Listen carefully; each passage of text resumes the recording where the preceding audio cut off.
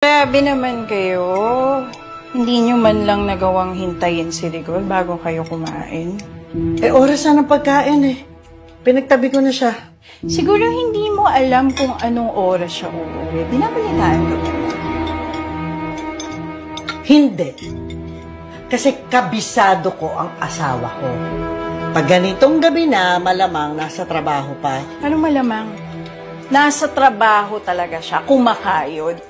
Tapos hindi nyo man lang nagawang hintayin? Oh, ano hintayin mo? Pabida ka eh. Oo, ako talaga, Mida. At para lang alam nyo, sinabihan ako ni Rigor na mamaya daw siya uuwi. Nag-a-update kasi siya sa akin eh. O, edi ikaw na. Ako na talaga. Kasi ako may pakialam, hindi kagaya mo. Ay, diba, Nena? Tumigil ka na. Dami mo sinasabi. Kung ano man ang gawin ni Rigor, hindi na ako natatakot. Alam mo kung bakit? Kasi nagawa niya na yung pinakamasakit na bagay. Yung lokohin ako.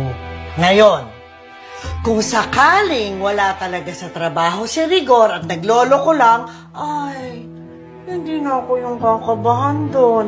Alam mo kung sino? Ikaw.